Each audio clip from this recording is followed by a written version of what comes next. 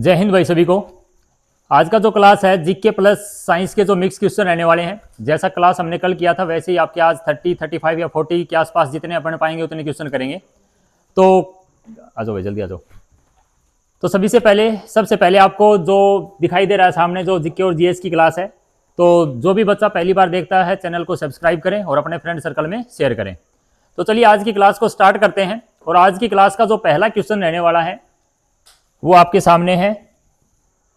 देखिए भाई क्या होगा। यहां है who is the agriculture minister of India. ठीक है, अभी फिलहाल आज के न्यूज का ये हेडिंग था कि भारत के कृषि मंत्री ने क्या है कुछ रिफॉर्म्स वगैरह किए हैं कृषि के अंदर या एग्रीकल्चर के अंदर। तो वहां से उठाकर लिया गया who is the agriculture minister of India, Nitin Gadkari, Shivraj Singh Chauhan या फिर राम मोहन नायडू या फिर अजय सेठ। तो ये हमने पहले भी कल सब क्वेश्चन के अंदर किया था। कल हम कुछ क्वेश्चन और पढ़ रहे थे और इसके साथ में हमने कुछ और मिक्स इसमें किया था, तो यहां पर हमने पढ़ा था इसको। तो कौन है भाई कृषि मंत्री फिलहाल? शिवराज सिंह चौहान। फिलहाल भारत के जो कृषि मंत्री हैं वो कौन है? शिवराज सिंह चौहान रहेंगे। नितिन गडकरी कौन है भाई? परिवहन मंत्री। कौन है? परिवहन मंत्री या रोड ट्रांसपोर्ट जो मिनिस्टर है वो कौन है? नितिन गडकरी हैं। उसके बाद में राम मोहन नायडू, कल हमने पढ़ा था, पहला ही क्वेश्चन इनसे बना था। राम मोहन नायडू कौन है ये आपको पता है। तो ये कौन थे? उड्डयन नागरिक, ठीक है ना, उड्डयन जो यानी कि एविएशन मंत्री। अगर हम बात करें एविएशन मिनिस्ट्री की बात करें तो राम मोहन नायडू। और अजय सेठ का संबंध किससे है भाई? किससे है अजय सेठ का संबंध? वित्त सचिव। कौन है? वित्त सचिव जो है वो अजय सेठ रहेंगे। तो ये चीजें याद रखिएगा। नितिन गडकरी, शिवराज सिंह चौहान। इस क्वेश्चन का क्या है? राइट आंसर रहेगा ऑप्शन बी। चलिए बढ़ते हैं अगले क्वेश्चन पे। यहां पर है who is the ministry of the Indian economy. मतलब ये कि भारतीय अर्थव्यवस्था के अंदर मेन किसका जो आधार है, या हमारी अर्थव्यवस्था में सबसे ज्यादा जो अग्रणी या सबसे ज्यादा जो काम करता है इंडिया की अगर हम बात करें तो कौन है भाई? कृषि। यस, एग्रीकल्चर जो है भारतीय अर्थव्यवस्था का क्या है? मुख्य आधार है। तो एग्रीकल्चर यहां पर आंसर हो जाएगा ऑप्शन ए। कृषि को भारतीय अर्थव्यवस्था का आधार माना जाता है, या फिर इसका मुख्य जो स्रोत है वो क्या रहेगा? एग्रीकल्चर, कृषि रहेगा। अगला क्या रहेगा? अभी कृषि से रिलेटेड आपके एग्जाम में क्या क्या क्वेश्चन पूछे जाते हैं। एक तो ये पता होना चाहिए आपको कि जो रबी की फसल है, कौन सी क्रॉप्स है?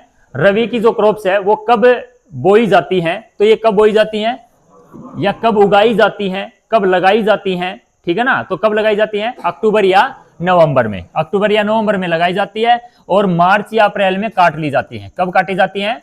मार्च या अप्रैल में। इस रबी की फसल के अंदर कौन कौन सी फसलें आती है? जैसे आपका गेहूं, व्हीट है, ठीक है ना, व्हीट है, या फिर आप बात करते हैं चना की अगर हम बात करें, ठीक है, मस्टर्ड या सरसों की बात करें, तो ये जो सर्दियों में उगने वाली फसल है ये आपकी कौन सी हो जाएंगी? रबी की फसल हो जाएंगी। उसके बाद में खरीफ की फसल कब उगाई जाती है? जून जुलाई में। और सितंबर अक्टूबर में क्या कर ली जाती है? काट ली जाती है। तो यहां पर खरीफ फसल जो है जून जुलाई में। खरीफ की फसलों में कौन आ जाएगा? बाजरा आ जाएगा। कौन आ जाएगा? बाजरा। तुम जो जवारी बोलते हो, जवारी आ जाएगी। तो ये किसके अंदर आती है? खरीफ की फसलों के अंदर आती है। उसके बाद में प्रमुख खाद्य फसल कौन सी है भारत की? चावल। गेहूं और चावल है। बाकी सबसे ज्यादा क्या खाया जाता है? चावल खाया जाता है। उसके बाद में गेहूं सबसे ज्यादा अगर पूछा जाए तो कहां पर होता है? उत्तर प्रदेश में। हर एक फसल की मेजोरिटी पूछी जाती है कि कब सबसे ज्यादा, जैसे कपास है वो महाराष्ट्र गुजरात की अगर बात करें, ठीक है ना, गेहूं उत्तर प्रदेश का आ गया, गन्ना आ गया महाराष्ट्र की बात करें, तो ये चीजें उत्तर प्रदेश में भी होता है गन्ना। तो यहां पर आपको मेन उन क्रॉप्स के जगह और लोकेशन का पता होना चाहिए। समझ में आई ये बात? चलिए आगे बढ़ते हैं भाई। उसके बाद में कृषि से संबंधित और क्या हो सकता है? एग्रीकल्चर से हरित क्रांति का संबंध भाई किससे है? गेहूं उत्पादन से। गेहूं और चावल उत्पादन से सबसे ज्यादा जो पैदावार हुई थी हरित क्रांति के समय। हरित क्रांति का जनक किसे माना जाता है? एम.एस. स्वामीनाथन। किसको माना जाता है? एम.एस. स्वामीनाथन जो है father of the green revolution की अगर हम बात करें तो उसमें एम.एस. स्वामीनाथन को इसका जनक कहा जाता है। और भारत में सबसे ज्यादा अगर हम सिंचाई की बात करें, ठीक है ना, इरिगेशन की अगर हम बात करें तो सबसे ज्यादा किससे होती है? कूप या नल, सबमर्सिबल, बोर वगैरह लगा के क्या की जाती है? नहरों का क्या है? एरिया कम है, हर जगह नहर नहीं निकल पाती, लेकिन वहां पर क्या होता है, इन जो किसान है वो अपना सेल्फ नल या कूप वगैरह या सबमर्सिबल लगाकर सिंचाई करता है। तो ये कुछ क्वेश्चन बनते हैं इससे। अगला क्वेश्चन है who is the solicitor general of India? Bharat के सोलिसिटर जनरल ऑफ इंडिया कौन है? आर वेंकट रमनी है, तुषार मेहता है, संजीव मल्होत्रा है, या फिर राहुल नवीन है? तुषार मेहता सोलिसिटर जनरल, यानी कि एक तो अपना क्या है महान्यायवादी बोलते हैं, अटर्नी जनरल ऑफ इंडिया बोलते हैं, ठीक है ना। अटर्नी जनरल ऑफ, अगर हम इंडिया की बात करेंगे तो अटर्नी जनरल ऑफ इंडिया कौन होगा भाई? आर वेंकट रमनी, ठीक है ना। अटर्नी जनरल ऑफ इंडिया कौन बोला जाएगा? आर वेंकट रमनी, या भारत का महान्यायवादी, ठीक है ना। महान्यायवादी अगर हम बात करें तो कौन बोला जाएगा? अटर्नी आर वेंकट रमनी, मतलब भारत सरकार का एक वकील, भारत सरकार का एक वकील, सरकारी वकील कह सकते हैं भारत सरकार की तरफ से। और उसके साथ में एक असिस्टेंट मानिएगा, तो ये हम किसको बोल सकते हैं? तुषार मेहता। तो इस पर्सन का जो जवाब होगा वो क्या हो जाएगा? तुषार मेहता आंसर रहेगा। रह जाएगा याद? राहुल नवीन भी पता है क्या कौन है? कौन है? आईबी या ईडी? ईडी, ठीक है ना। ईडी के जो अध्यक्ष है वो कौन है? राहुल नवीन। और संजीव मल्होत्रा, उसके बाद बताइएगा फिर अब ये क्या है। When was the Indian Meteorological Department established? भारतीय मौसम विभाग की जो स्थापना है वो कहां हुई थी, कब हुई थी, ठीक है ना। तो सबसे पहले तो ये जो मौसम विभाग है पहले कलकत्ता में था, बाद में पुणे मुंबई होता हुआ कहां चला गया? दिल्ली में चला गया। फिलहाल इसका हेडक्वार्टर कहां पर है? दिल्ली के अंदर है। स्थापना की अगर हम बात करें तो कब हुआ था? 1875 में। कब हुआ था? 1875 में। भारतीय मौसम विभाग की अगर स्थापना की बात करें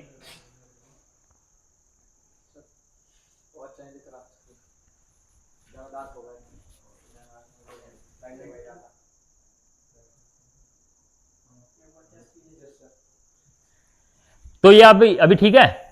भारतीय मौसम विभाग की जो स्थापना है वो कब हुई थी भाई? 1800 तुम इसी में देख रहे थे क्या? फिर तो ठीक है, या इसकी तरफ नहीं देखना है, इधर देखना। इसमें सेकंड टाइम जब आपको कुछ दिक्कत आई तो ही देखना है, ठीक है ना। कोई क्वेश्चन ऐसा है कि छूट गया या कुछ ऐसा है कि रह गया या नोट करना है तो देख लेना, बाकी अभी नहीं, अभी तो यहां ध्यान दीजिएगा। भारतीय मौसम विभाग की जो स्थापना है वो कब हुई थी भाई? 1875 में। हेडक्वार्टर की बात करें तो कहां पर है? दिल्ली में है। चलिए बढ़ते हैं आगे। मणिपुर में, यस भाई, आज ही का क्वेश्चन है। Who has taken charge as the 13th chief minister of Manipur? कौन से chief minister of Manipur? 13th chief minister of Manipur. Manipur जो है जिसमें राष्ट्रपति शासन लगा था, कब लगा था? 13 फरवरी 2025 को लगा था, ठीक है ना। उस टाइम जब राष्ट्रपति शासन लगा, किस आर्टिकल के तहत लगता है? 356 के तहत। ज्यादा से ज्यादा कितने, मैक्सिमम कितना रह सकता है? कितने साल है? 3 साल। 3 साल तो रहता है, लेकिन हर 6 महीने में एक बार उसको रिव्यू या मंजूरी लेनी पड़ती है, एक बार वापस इसकी परमिशन लेनी पड़ती है कि आगे हम इसको बढ़ाएं या ना बढ़ाएं। मतलब लगता 6 महीने के लिए है, 6 महीने को ऐसे बढ़ाते हुए कितने साल तक कर सकते हैं? 3 साल तक। किस आर्टिकल के तहत लगता है? 356। कब लगा था? 13 फरवरी 2025। क्लियर है ये बात? क्यों लगा था? कुछ जातीय हिंसा हो गई थी, कौन से समुदाय के बीच में? कुकी और मैतेई, ठीक है ना। उसकी वजह से उस टाइम मुख्यमंत्री कौन थे? एन बीरेन सिंह। कौन थे? एन बीरेन सिंह। उस टाइम जो मुख्यमंत्री थे वो कौन थे? एन बीरेन सिंह। चलिए क्वेश्चन पे आइए। मणिपुर में 13वें मुख्यमंत्री के रूप में किसने भाई शपथ लिया है? वाई खेमचंद। किसने लिया है? वाई खेमचंद। इसको हम शॉर्ट में वाई खेमचंद भी बोलेंगे। उसके बाद में 2 डिप्टी सीएम, ठीक है ना, 2 डिप्टी सीएम बने। कौन? लोसई दिखो और नेमचा किपगेन। याद रखिएगा ये दोनों जो हैं ये दोनों उप मुख्यमंत्री हैं। कौन है? उप मुख्यमंत्री के रूप में इन्होंने शपथ ली है। ये नागा समुदाय से हैं और नेमचा किपगेन जो है एक इनमें से कुकी समुदाय से बिलोंग करता है। सेकंड, यहां पर एक नाम और लिखा हुआ है, ये क्या है? AK बल्ला। ये कौन है? वहां के राज्यपाल। कौन है? राज्यपाल। अगर हम गवर्नर की बात करें तो ये पूरा मणिपुर का बायोडाटा इधर ही है। मणिपुर के 13वें मुख्यमंत्री यमनम खेमचंद, ये डिप्टी सीएम लोसई दिखो और नेमचा, और AK बल्ला कौन है? राज्यपाल हो जाएंगे। रह जाएगी याद? अगला है मणिपुर की राजधानी इंफाल और विश्व का सबसे बड़ा माजुली द्वीप। माजुली द्वीप नदी के द्वारा बनाया गया द्वीप है, वो भी कहां पर है? मणिपुर के अंदर है। भारत का क्षेत्रफल विश्व के क्षेत्रफल का कितना है? भारत का क्षेत्रफल विश्व के क्षेत्रफल का कितना है? 2.4, 1.4, 3.4 या 4.4? तो कितना हो जाएगा? 2.4। विश्व के क्षेत्रफल का कितना है? 2.4। और विश्व में अगर नंबर पे बात करें तो कितने नंबर पे है? 7वां नंबर। कौन से नंबर पे है? 7वें नंबर पे रह जाएगा। रह जाएगी बात याद? चलो अगला देखिए, how many state of India does the 82.5 degree पूर्वी देशांतर रेखा भारत के कितने राज्यों से होकर गुजरती है? 5, 8, 3 या 5? अच्छा 5 ही और रखा है, ये 6 मानिए। कितने भाई? 8। तो ये तुमने वैसे आंसर तो ठीक दिया है, लेकिन वो इस पर्सन का नहीं है। आंसर ठीक दिया है लेकिन वो इस पर्सन के लिए लागू नहीं होता। अगर हम यहां पर बात करें तो ये समय रेखा है। ये क्या है? समय रेखा बोलते हैं। भारत की जो समय रेखा वो कितनी है? 82.5 डिग्री पूर्वी देशांतर। कौन सी भाई? 82.5 डिग्री ईस्ट लॉन्गिट्यूड जो लाइंस है उसको समय रेखा कहा जाता है। समझ में आया? ये भारत के जो प्रयागराज इलाहाबाद वाला हिस्सा है, मिर्जापुर है जो है, उसके अंदर से निकलती है। तो कितने स्टेट से होकर निकलती है? 5 स्टेट से होकर निकलती है। जो तुम जवाब दे रहे हो उसका आंसर अभी आने वाला है अगले क्वेश्चन में, तब बताना कितने स्टेट से हो जाएगा? 5 से।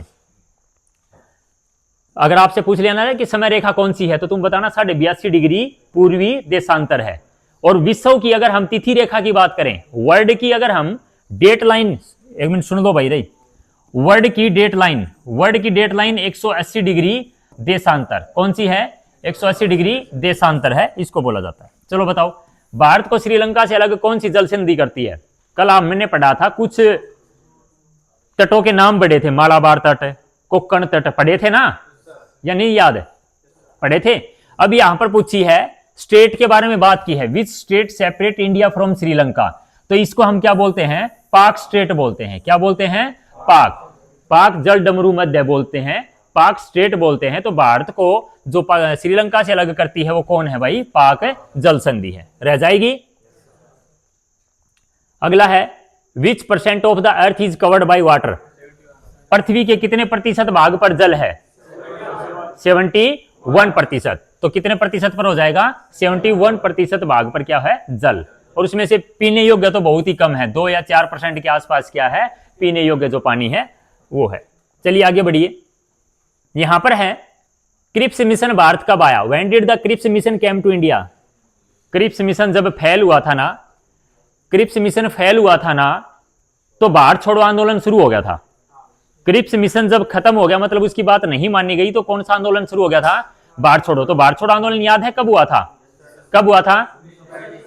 याद रखिएगा कि ये फेल हुआ, मतलब इसका काम नहीं बना, ठीक है ना, तब जाके भारत छोड़ो। तो ये कब हो जाएगा भाई? 1942 में। कब हो जाएगा? 1942 के अंदर। चलिए आगे। यहां पर है, फ्रांस की क्रांति कब हुई?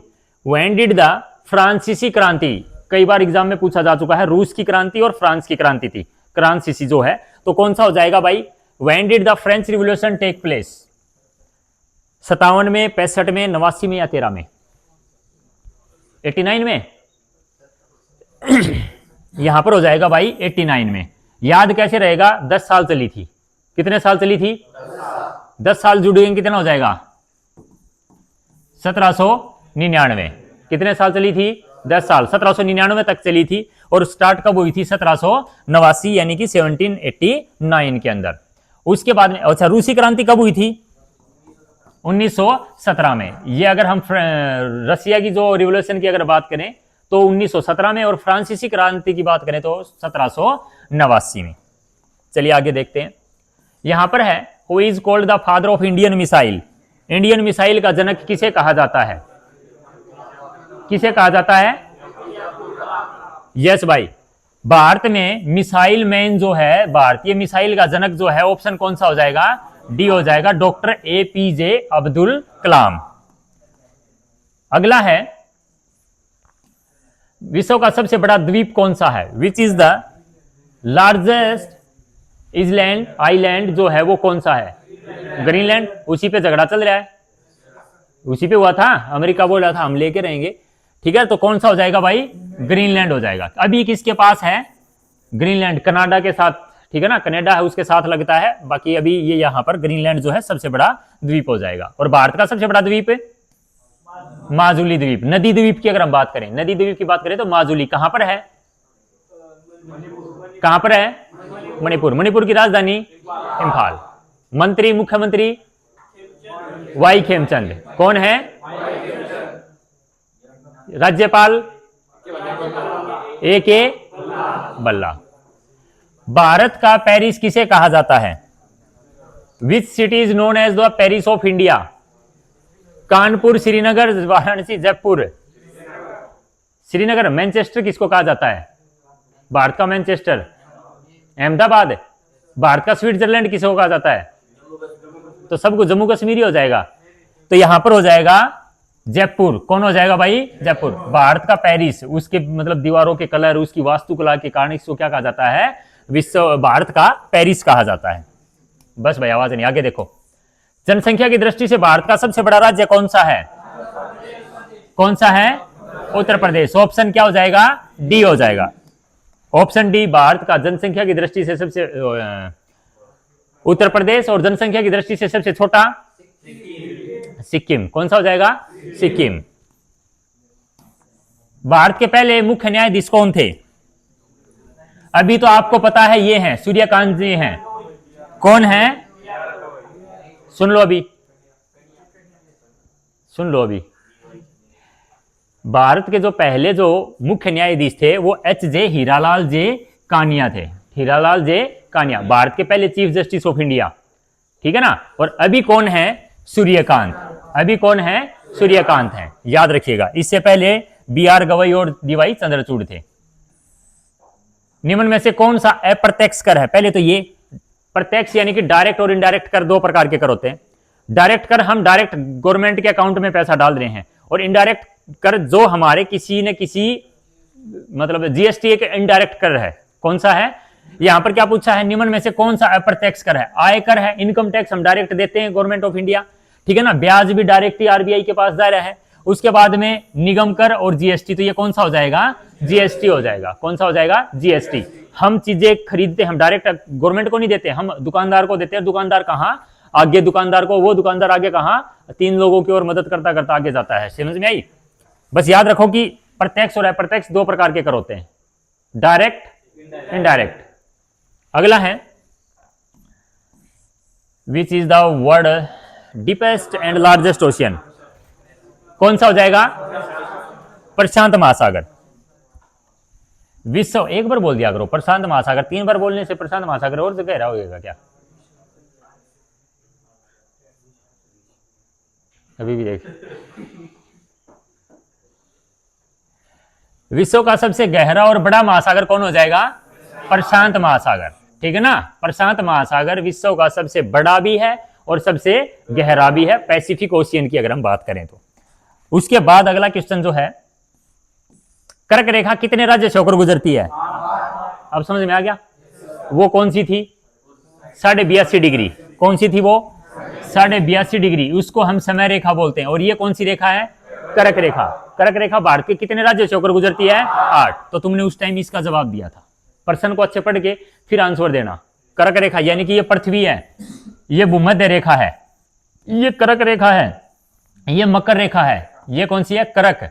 ठीक है ना। ये ट्रॉपिक ऑफ कैंसर, ये ट्रॉपिक ऑफ कैंसर, ये आपकी हो जाएगी मेडिटेरियन लाइन। ठीक है ना। या फिर हम बोलते हैं इसको विषुवत, क्या बोलते हैं? या 0 डिग्री अपना ये क्या है? ये लैटिट्यूड, 0 डिग्री लैटिट्यूड। और ये हो जाएगी मकर रेखा। कौन सी हो जाएगी? Tropic of Capricorn. ठीक है ना। तो यहां पर जो है ये जो लाइन है कितने राज्य से होकर गुजरती है? 8 राज्य से होकर गुजरती है, याद रखिएगा। अगला है, लोकसभा से संबंधित अनुच्छेद कौन सा है? एक तो अपने पास निचला सदन जिसको बोलते हैं लोकसभा, एक होती है राज्यसभा। लोकसभा और राज्यसभा में फर्क यह है कि इसको ऊपरी सदन बोलते हैं और इसको निम्न सदन बोलते हैं। ये लोगों का सदन बोलते हैं। ठीक है ना। लोगों का सदन, प्रिय सदन। या ये लोकसभा भंग हो सकती है, हो सकती है। लोकसभा जो है डिमोलिश हो सकती है, लोकसभा भंग हो सकती है, लेकिन राज्यसभा भंग नहीं होती। इसके सदस्य हर 2 साल के बाद क्या करते रहते हैं? बदलते रहते हैं। समझ में आई बात? तो यहां पर लोकसभा से संबंधित अनुच्छेद अगर आर्टिकल पूछा जाए तो कौन सा हो जाएगा? 81। ठीक है ना, 81। और राज्यसभा से पूछा जाए 80। राज्यसभा ऊपर है तो पहले 80 और फिर लोकसभा नीचे है तो 81। 80 और 81 रह जाएगा। 52 से 62 राष्ट्रपति। 52 से 62 जो अनुच्छेद है वो उसमें कौन है? प्रेसिडेंट के बारे में बताया गया। किसके बारे में? प्रेसिडेंट के बारे में कि उनको कैसे शक्तियां होंगी, क्या क्या होगा, भारत का एक राष्ट्रपति होगा, ऐसे बहुत सारी चीजें वहां पर है।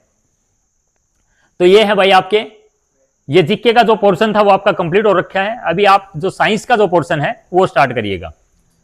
Meibomian land is located in, meibomian gland किसमें होती है? आंख में, कान में, नाक में, त्वचा में, किसमें भाई? किसमें? ऑप्शन है हाँ किसना? नाक, आंख, दोनों बोल दो ना, आंख नाक। अरे कल ही तो बताया था, मेइबोमियन, लेक्राइमल, आंख में। किसमें भाई? आंख में। मेइबोमियन ग्रंथि कहां पर होती है? आंख में होती है, ठीक है ना। आंख का जो पारदर्शी भाग है वो कॉर्निया, रेटिना पर इमेज बनती है। रेटिना पर क्या बनती है? इमेज बनती है। लेंस जो इमेज बनाने के काम करता है। और आंख में कौन सा लेंस होता है? उत्तल। कौन सा होता है?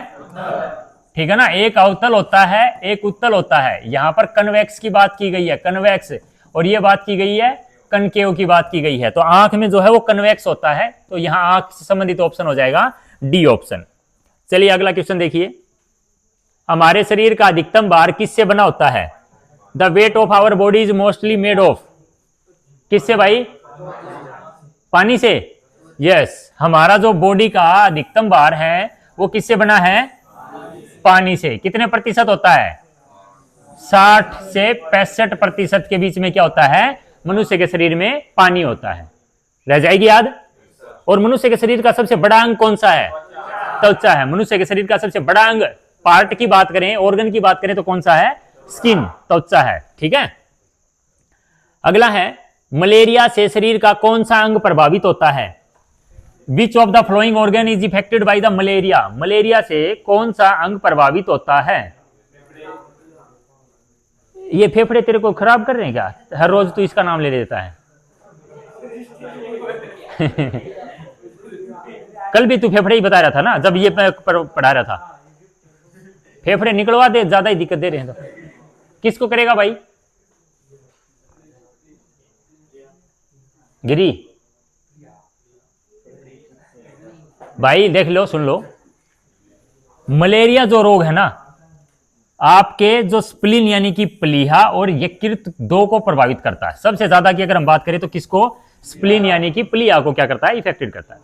प्लीहा क्या है? एक आपके शरीर में छोटी सी जगह है जिसके अंदर आरबीसी, जो मरी हुई आरबीसी है, वो क्या करती हैं? फिल्टर होती है वहां पर, ठीक है ना। क्या होती हैं? फिल्टर होती हैं। क्यों मार रहा है इसको?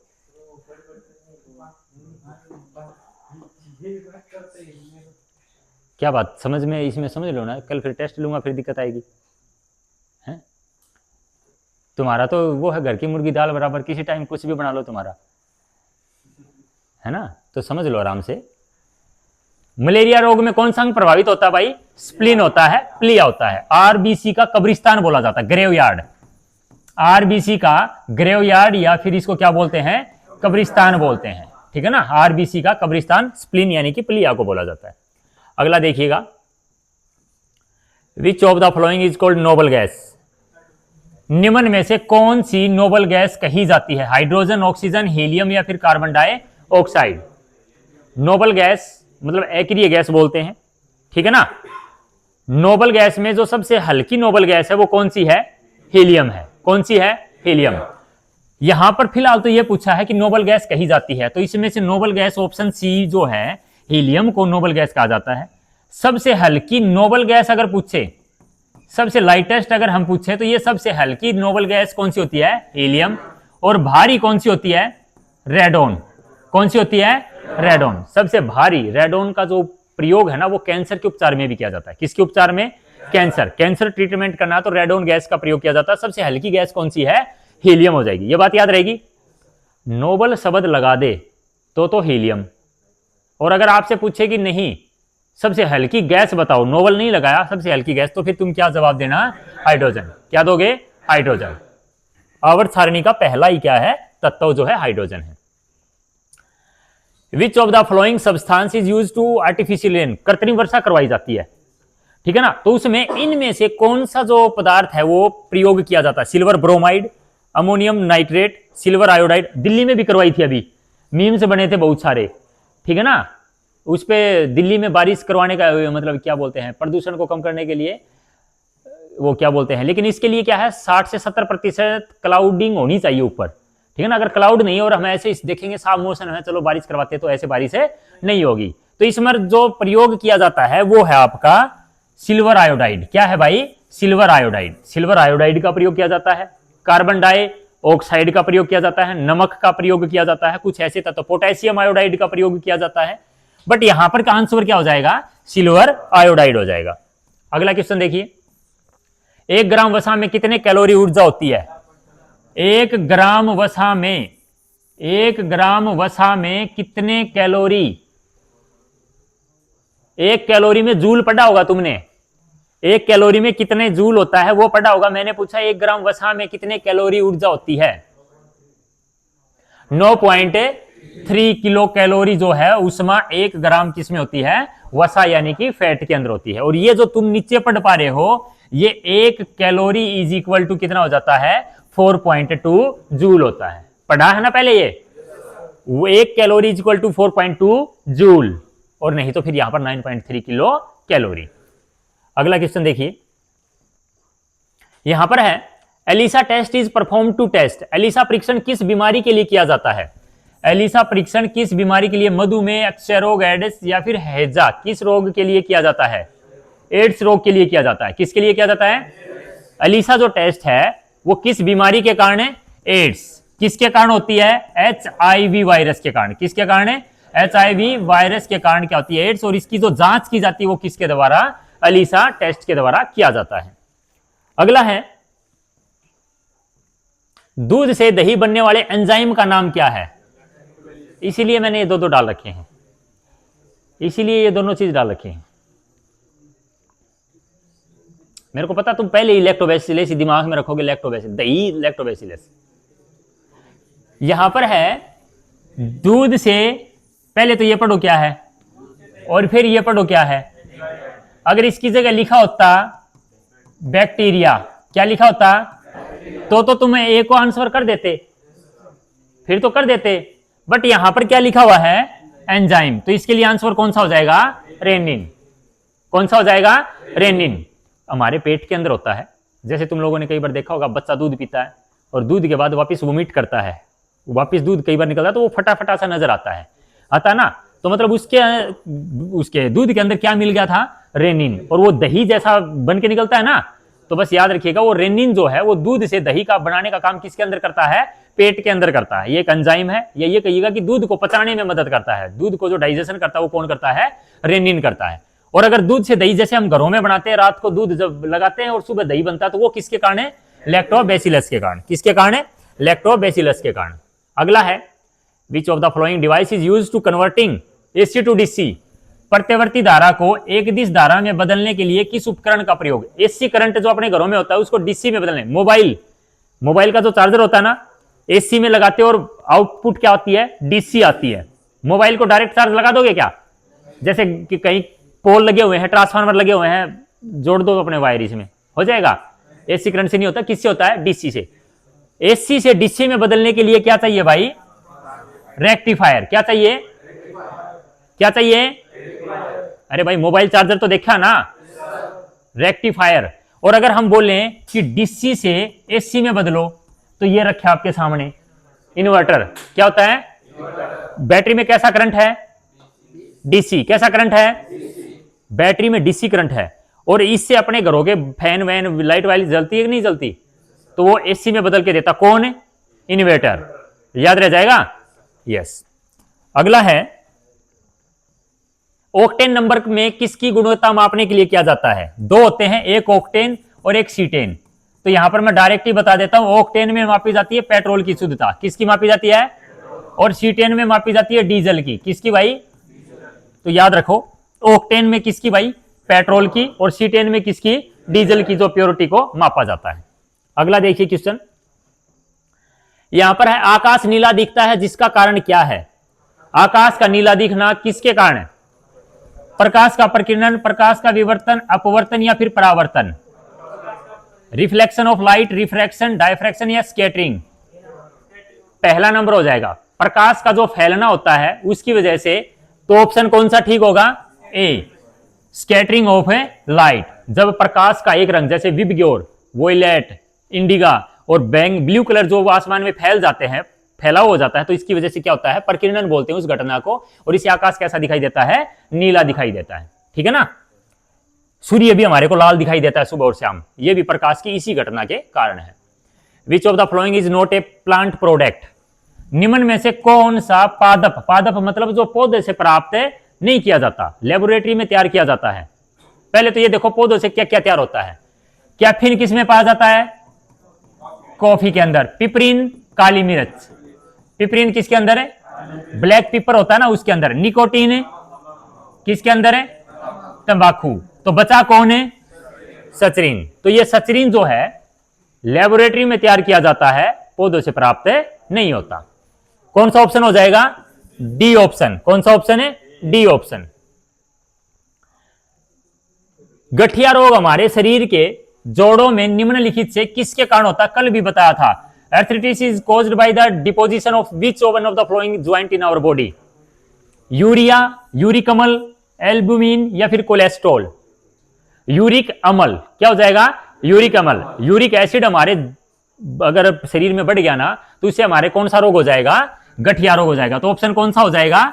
यूरिक अम्ल यानी कि एसिड। और लैक्टिक अम्ल से मांसपेशियों में थकान, कल पढ़ा था ना। लैक्टिक से किस में आ जाएगी? मांसपेशियों में थकान आ जाएगी। चलिए अगला, चूना पत्थर का रासायनिक नाम क्या है? चूना पत्थर का रासायनिक नाम क्या है? Calcium carbonate. क्या हो जाएगा? Calcium carbonate. तो ये हमने पहले भी पढ़ा है, कैल्शियम कार्बोनेट चूना पत्थर का केमिकल नाम हो जाएगा। अगला बताइए, कांस्य किसकी मिश्र धातु है? Bronze is an alloy of तांबा चांदी, कॉपर जिंक, जिंक या कॉपर लेड और कॉपर और टीन। तो जो ये ब्रोंज है, कांस्य है, इसके लिए आपका आंसर कौन सा हो जाएगा? डी, कॉपर और टीन हो जाएगा। कौन सा हो जाएगा? कॉपर और टीन जो है वो ब्रोंज जो मेडल बनते हैं उसकी मिक्सर है धातु हो जाएगी। अगला क्वेश्चन, दूध का घनत्व किसके द्वारा मापा जाता है? The density of milk is measured by hydrometer, lactometer, barometer या थर्मोमीटर। तो किसके द्वारा भाई? लैक्टो जहां आता है वो दूध, अभी लैक्टो बैसिलस भी पढ़ा था ना, दूध से दही बनाने का। लैक्टो जहां आएगा वो दूध से रिलेटेड होगा, तो यहां पर कौन सा हो जाएगा? लैक्टोमीटर हो जाएगा। क्या हो जाएगा? लैक्टोमीटर। रह जाएगा याद? हाइड्रोमीटर पानी का घनत्व, बैरोमीटर हवा का और थर्मोमीटर तापमान मापने के लिए। क्या मापने के लिए? तापमान। ये क्या? हवा का प्रेशर, ठीक है ना, हवा प्रेशर। और ये पानी का घनत्व मापने के लिए प्रयोग में लाया जाता है। अगला है, ऑटोमोबाइल में हाइड्रोलिक ब्रेक काम करता है। इन automobile hydraulic brake is works on. Automobile में हाइड्रोलिक ब्रेक, पास्कल का नियम, आर्किमिडीज, न्यूटन का या फिर बर्नौली का सिद्धांत? पास्कल का नियम, क्योंकि द्रव्य गति या किसी भी द्रव्य के ऊपर लगता है तो वो हर डायरेक्शन में क्या फैलता है? प्रेशर डालता है, हर डायरेक्शन में इक्वल प्रेशर डालता है। तो ये किसका नियम हो जाएगा? पास्कल का नियम। किसका नियम हो जाएगा? पास्कल का नियम हो जाएगा भाई, याद रखिएगा। और जो शिप वगैरह, बड़े बड़े शिप जो है पानी में तैरते हैं, वो किस सिद्धांत पर है? आर्किमिडीज के सिद्धांत पर। किस सिद्धांत पर है? आर्किमिडीज के सिद्धांत पर। अगला है, हमारे शरीर में निम्न में से किस पदार्थ की कमी से मधुमेह रोग होता है? किसकी कमी से भाई? इंसुलिन। यस, पहले ही बता दिया। हाँ, हमारे शरीर में निम्न में से इंसुलिन की कमी होगी। इंसुलिन कौन छोड़ता है? अग्नाशय। कौन छोड़ता है? पैनक्रियाज। कौन छोड़ता है? पैनक्रियाज जो है इंसुलिन का निर्माण करता है, और ये हमारे अंदर जो डायबिटीज है उसकी मात्रा को क्या करता है? कम करता है। रक्त के अंदर जो शुगर मिलती है उसको ऊर्जा में बदलता है। सीधी सी बात ये है। रह जाएगा याद? अगला है, पित्त किसके द्वारा निर्मित होता है? Bile juice is produced by. पित्त किसके द्वारा निर्मित होता है? बाइल जूस किसके द्वारा बनाया जाता है? किसके द्वारा? यकृत के द्वारा। किसके द्वारा? लीवर के द्वारा, ठीक है ना। बाइल जूस जो है, एक तो याद रखना यकृत के द्वारा, और गाल ब्लैडर के अंदर वो स्टोर हो जाएगा। किसके अंदर है? गाल ब्लैडर यानी कि पित्त की थैली, ठीक है ना। पित्त की थैली के अंदर क्या हो जाता है, स्टोर हो जाता है। रंग कैसा होता है, हरा। रंग कैसा होता है, हरा होता है, ठीक है ना। रंग कैसा होगा, हरा हो जाएगा, याद रखिएगा। किसके द्वारा निर्मित होगा, यकृत के द्वारा। इकट्ठा कहां होगा, पित्त की थैली, और भोजन के पाचन में मदद करता है। दूसरा, एसिडिक फूड को कैसा बनाता है, बेस में चेंज करता है। मतलब अम्लीय भोजन को कैसा बनाता है, क्षारीय बनाता है। अम्लीय भोजन को कैसा बनाता है, क्षारीय बनाने का काम करता है, याद रखिएगा। रह जाएगा।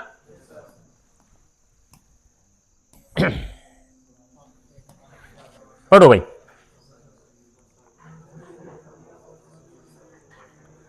क्या हो जाएगा, मानव शरीर में वसा कहां पर इकट्ठा होती है, in the human body fats are stored in. वसा उत्तक, संयोजी उत्तक, मांसपेशिया उत्तक, या फिर दिमाग के तंत्र में। दिमाग में तो फैट जम गई तो काम खराब हो जाएगा, ठीक है ना। जमी हुई है ना तेरे, जमी हुई है तेरे वाले में, जमी हुई है, चेक करना। मानव शरीर में वसा कहां पर इकट्ठा होती है, वसा उत्तक, एडिपोज टिश्यू बोलते हैं भाई वसा उत्तक। ये कहां पर है, जैसे आपके ये मान लो गर्दन है, ठीक है ना, ये है बाइसेप्स है, ट्राइसेप्स है, हिप है, थाई है। यहां पर सबसे ज्यादा क्या होती है, हिप, थाई, बाइसेप, ट्राइसेप्स। यहां पर पेट, फैट, ये जो है यहां पर सारे एडिपोज टिश्यू है, तो यहां पर वसा उत्तक है। और यहां पर संयोजी उत्तक बोला जाता है रक्त को, खून को, ब्लड को, ठीक है ना। कनेक्टिंग टिश्यू किसको बोला जाता है, ब्लड को या रक्त को बोला जाता है। रह जाएगी याद, चलो भाई ठीक है। उसके बाद अभी आपके लिए ये 2 क्वेश्चन आपके होमवर्क के भाई। एक तो ये कि पुष्प भाग के परागकण किसके द्वारा प्राप्त किए जाते हैं, और उसके बाद में what is the process of separation of the white, श्वेत अपने विभिन्न रंगों में अलग होने की प्रक्रिया को क्या कहते हैं। चलिए तो खत्म करते हैं आज का क्लास। ये आज आपके साइंस और जीके के मिक्स क्वेश्चन थे, ठीक है ना।